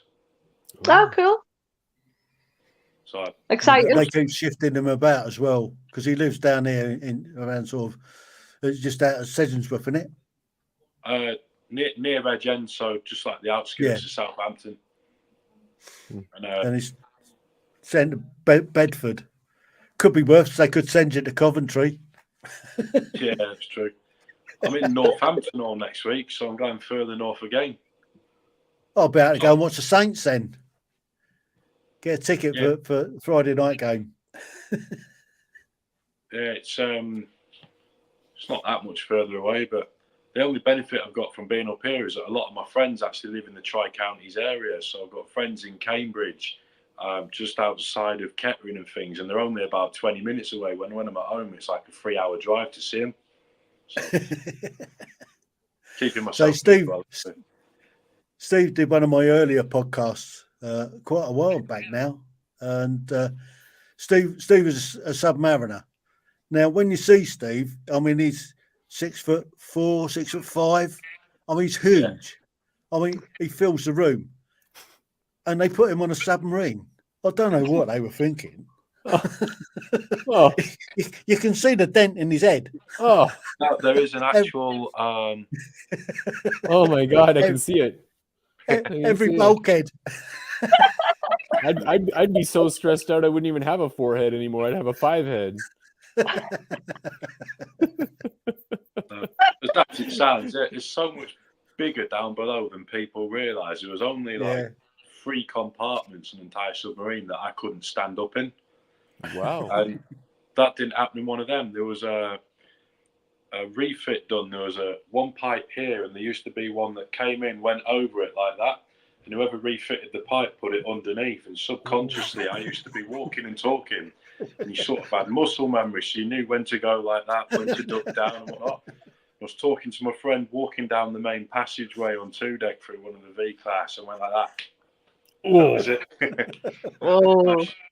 Nice gouge in the middle of the forehead. You know what, Steve? It could be worse. One of my buddies was out target shooting one time, and he had a gun that was high caliber or whatever, pretty strong gun that he was using, and didn't realize the kickback on it. And he was sitting there focusing, and he just popped that thing, and it went bing right in between, right here, like literally right. He has a scope mark to this day. It's still right in the middle of his freaking eyes, and it's just hilarious. So it could be worse. Could be worse. You got to laugh at people's injuries, though. I had some good injuries, as I explained earlier. So, you just got to. I've never, ever broke a bone. Me neither. Well, one. Sorry. One. So you have. That one. Yeah. I think the worst injury I've had has been a couple of cuts and scrapes. I got stitches in, when was that, November? And I sliced my hands on the boat. Got a nice scar for that one. But yeah, I think that's been my worst sort of injury in all my life, which, touch wood. Right. That's it. Yeah. So how long are you down for, Gemma? How long are you coming down for to help out? How long are you coming down for to help out on Medusa? It's got to be sort of a flying visit, because obviously we're leaving the kids with Simon's mum because they're still in school. So we're trying to work it out. So I think I want to go, while I'm down there, I want to go to the Coastal Forces Museum. But I found out today that's only open Wednesday till Sunday. So I think we'll probably come down on the Sunday, do help at the Medusa on the Monday and Tuesday, and then probably head home on the Wednesday. But also I want to go to Birth and Boats to have a tour around there, because that's where Serinda was built. Oh, right. So I'd like to do, because we've had a big wave of new subscribers to the channel recently, and I think a lot of people aren't really aware of what the boat is and her history. So I want to put together a history episode. So I think it'd be fantastic to obviously go to the Coastal Forces Museum, because there's a model of her in there. Yeah. So that'll be quite fascinating, and obviously I think to go back to where she was built would be great as well, wouldn't it? And see what records they've got on her. So So we've got loads to do in a short space of time, as usual. Yeah. Well, we've got the Coastal Forces Memorial in at Hornet. Yeah. So you saw that the last time you was down. And there's a few pictures up on the wall of the fast boats. So if you need any of those, ping in, give us a shout. Will do, yeah. But there's so much to see down in Portsmouth. You know, No. we could do it a week or two. It was like that last time. We were down 3 nights in the summer, and we didn't fit in half the stuff we wanted to. Well, I funny you should say that. I was over. I had a meeting over in the dockyard this morning with the Historic Society over there, who look after all the records of people that worked in the dockyards from the early 1800s right the way up until the 1960s. Wow. And we're running a history week in the first week of August. And we've got some behind the scenes stuff that we're working on at the moment with them. We've also got an exhibition with the Falklands 40 over at the Explosive Museum, and the Royal Naval Property Trust has given us a room that we can use to set this up, and it's also going to go through to the History Week. So we've got a whole week of events going on in Portsmouth and Gosport, showing the history of the place. So I'm going to have to come back in August. I'm afraid so. That's really interesting that you're doing that, though, Jen, because like I've just come to this realization as a person that, you know, I'm not really that technically inclined. Like we're all kind of, some of us are more of the generation of, I guess you could say, before the internet than others. But for myself, understanding that sometimes with YouTube in particular, like I have a very deep interest in the Philippines because I've traveled all over the Philippines, for example. And there's an island by the name of Siargao that I was on about 2 years ago that just got devastated by Hurricane Odette there. And there's a couple, or I should say a family, a British family actually, that is living in Siargao. And because I take such an interest in it, I follow their story and I follow their vlog. And every day or two, they're putting up another video log. And it's always really interesting because it's obviously about the area that I love, you know, places halfway across the world. So, you know, it sounds like you have a bit of a niche market for people that are interested in that same sort of thing. Like, it's not necessarily everybody on the planet that's going to follow, but you probably have a pretty good audience that would be willing to follow that. And you could probably do pretty well with advertisement on it as well if you got a big enough audience, right? Yeah, well, when we bought the boat last January, and it was a totally out the blue, never planned. Well, you know, we literally seen it on eBay one night and bought it the next day. So when we went to see the boat, we took I'd bought Simon a GoPro a couple of months before because he used to be a bike racer. So it was basically to put on his bike to film his races. So when we went to see the boat, we said, "Oh, we'll take the camera and we'll film it," because obviously at that time everyone was in lockdown with COVID and stuff. So I said, "Why don't we just put a couple of videos on YouTube for the family to see?" You know, send to me. I expected about 5 views on it. We uploaded the video and it just literally spiraled out of control. There you go. It totally shocked us. So I was like, okay, people are watching this, and I think within 3 weeks we had 16,000 subscribers. Wow. So are you monetizing your channel now? Yeah. Good, we're up to 52,000 subs now. Wow. And we really do like an episode every week. So that's been, I've never been a confident person on camera. I hate my voice. I hate getting my picture taken. So I've had to overcome a lot, and it's been a journey because as I think I finally accepted now I am who I am. And I'm not changing for anyone. But obviously, when you put yourself out there on YouTube, you get a hell of a lot of abuse. Oh yeah. And you know, it's like my husband Simon, he doesn't read YouTube comments now because it was getting to him really bad at the beginning. Mm. And he took himself off social media and stuff like that. I've been a bit thicker skinned, and you know, it does hurt, and it's like the world is full of horrible people, but then on the flip side of that, I never realised how many nice people there were in the world. That's right. You know, it's been a proper up and down roller coaster, and you know, after we put a couple of videos on, I had people like messaging me going, "Have you got Patreon?" And at the time, I've always watched stuff on YouTube, but actually never engaged, like commented or anything. So I was like, "What's Patreon?" And I go away and I look into it. It's like people want to give you money every month, and I'm like, why? It just, I think everything that we've got, we've worked really hard for, and we've never took a penny off anyone. So for all of a sudden, loads of people wanting to sort of contribute, it's just blew us away. And you know, as I say, there's just the people are amazing. You know, we get like letters in the post now, and you know, emails and stuff. But I love it, like when we get letters. You know, someone actually takes the time to sit and like does you a handwritten letter, and it's so nice that we've sort of built up like a community now. And it's like, even if we do get bad comments on YouTube now, I don't really have to deal with it because everyone else sort of jumps on going, "Hey, no."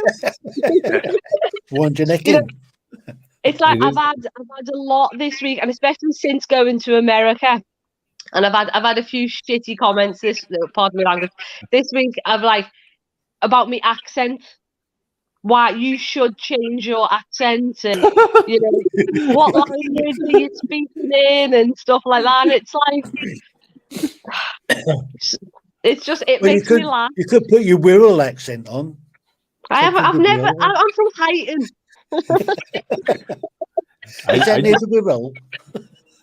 I just find the whole thing amazing, to be honest. Oh, sorry, Steve. Go ahead. I didn't mean to cut you off. Saying on the Series 5 podcast done with Tim a couple of weeks ago, one of my hobbies is barbecuing.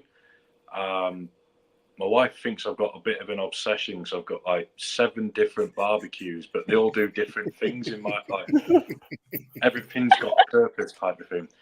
And I wanted to do the like a YouTube channel with that, but then I tried to edit a video for the first time, and I think if I'd have gone like that and just hit some random keys on a keyboard with some video clips, I might have got further.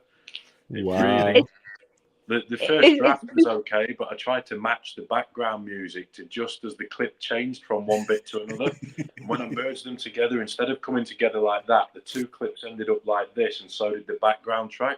So like a 20-minute video came down to about 12 minutes.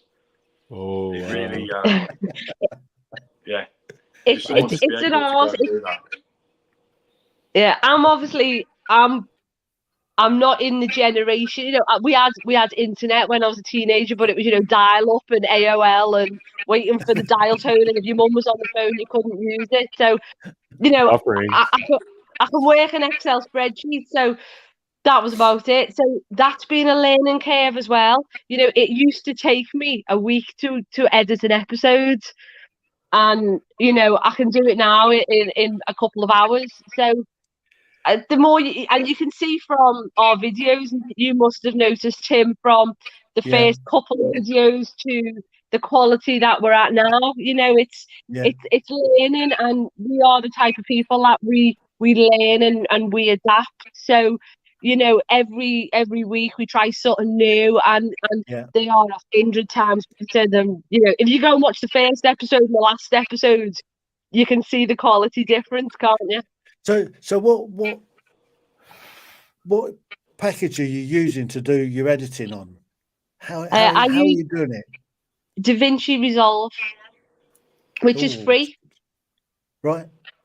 I've not heard of that one. So yeah, I do mine on Adobe Premiere Pro. It's only because I've got the Adobe Audition that the cheapest way of doing it was to get the Creative Suite that I mean, it costs 52 quid a month, but Whoa. it gives me Photoshop, it gives me InDesign, it gives me Illustrator, it gives me Adobe Audition, it gives me Premiere Pro. There's about 30 different programs that I could have, but because I use it all the time for this sort of thing, for me, it's worth it. Yeah, but it's a very complex program, but you don't have to use it to its full potential. You know, literally, it's what people use to edit films and stuff. You know, I use it quite basic because my skill level is very basic. You know, it's free to use. You can pay a one-off payment of like £300 to get the full benefit of it. But I found it for a novice, I found it quite straightforward. And you know, you go and watch a couple of YouTube videos of how to, or if you think, oh, I want to do this effect, you know, I'm straight on YouTube to find out how to do it. So yeah. I guess for you, it's finding the time. Shortcut. Yeah, it's time.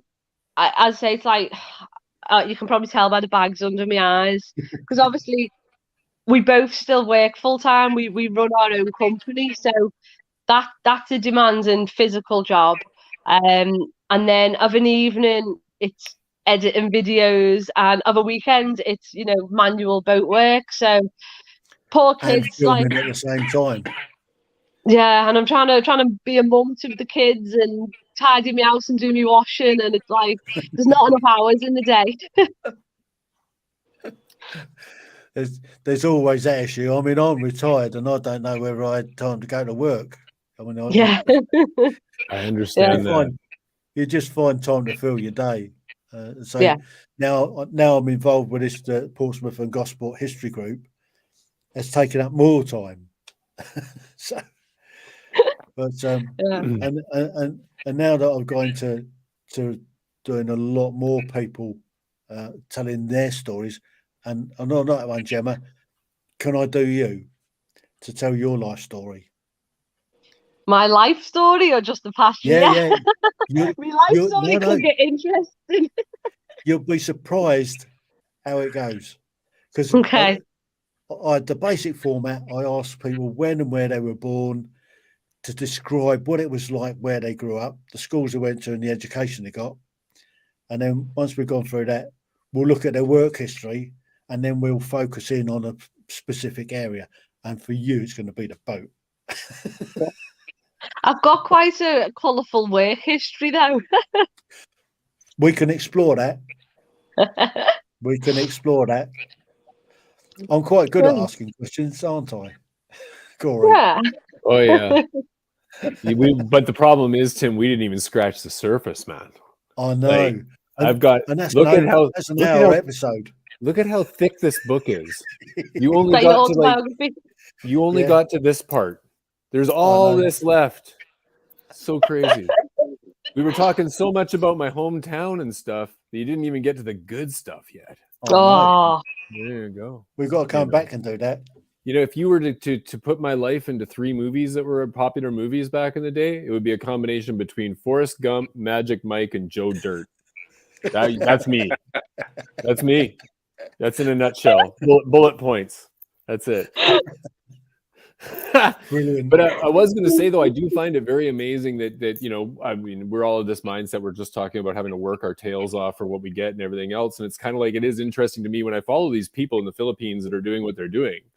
I came to realize that they got this amazing subscriber base, and they built up this like a very large subscriber base on YouTube. And through their monetization and their advertisements, they're out there living this life of a digital nomad, running around from place to place. And they're not even working a regular day job. All they're doing is just filming what they're doing and editing it down into 20 minutes every couple of days and putting it on the freaking internet.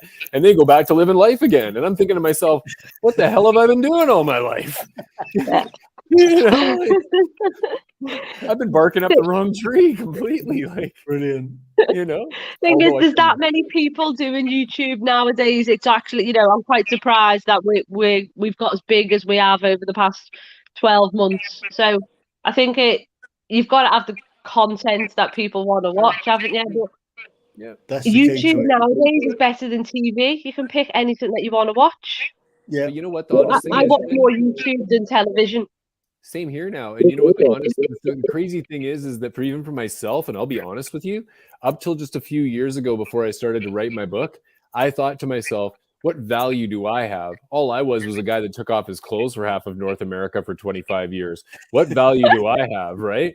And so I was just like, oh, and then of course people started saying, Corey, tell me another story. Oh, tell me another story. You should write a book. And then I shoulded on myself for years, not even doing it.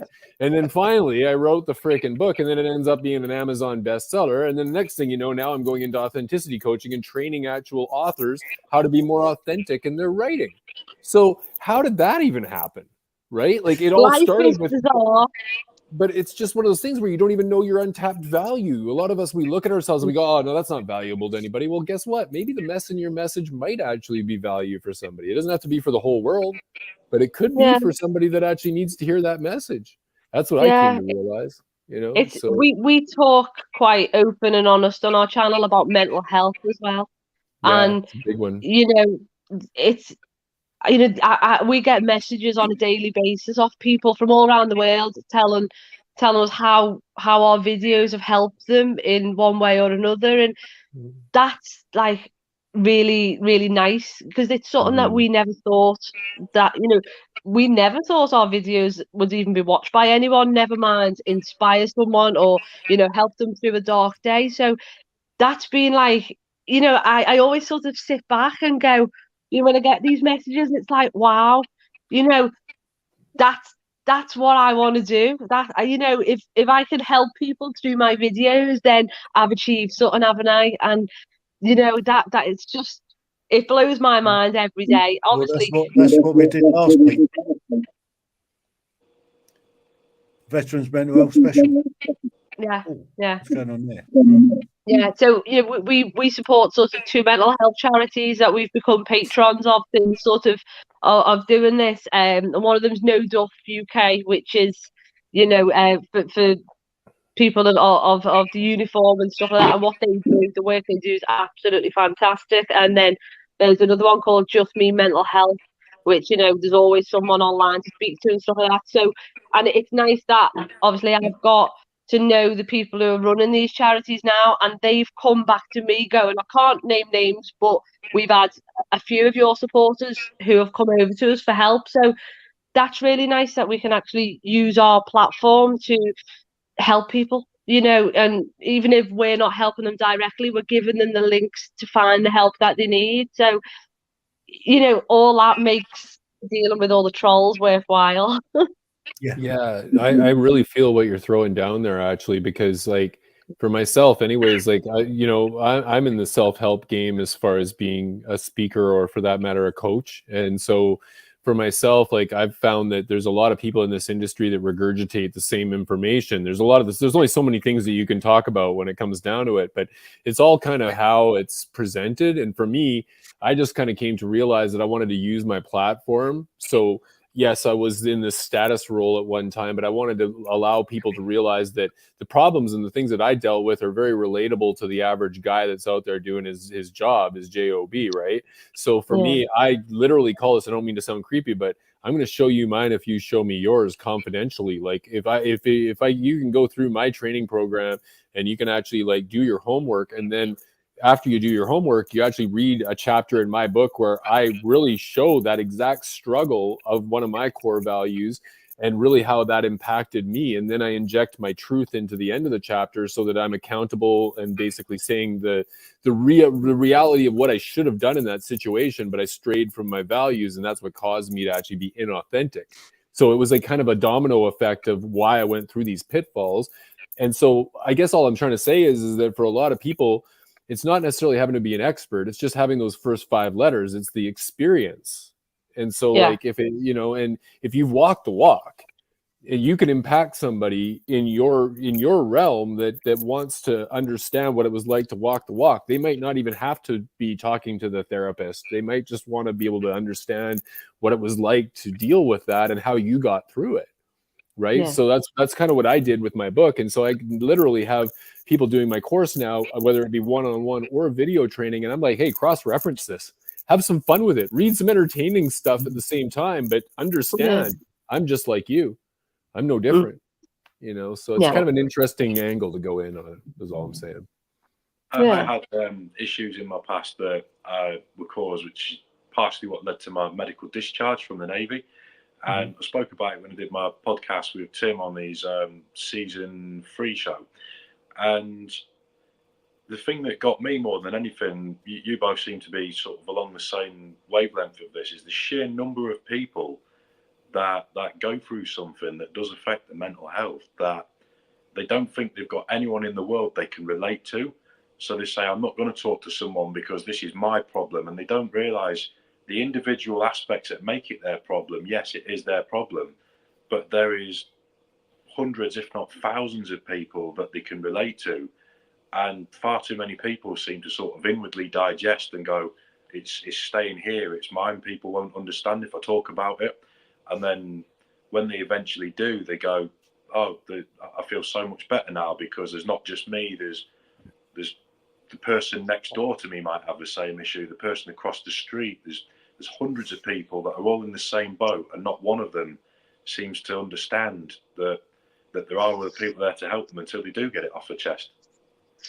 So true, Steve. I think the main thing is destigmatizing mental health issues.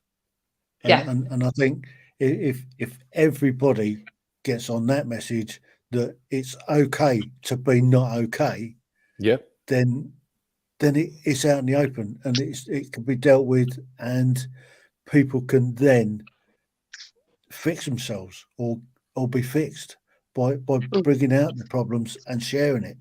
And there is a massive amount of help out there, and everybody's trying to destigmatize mental health,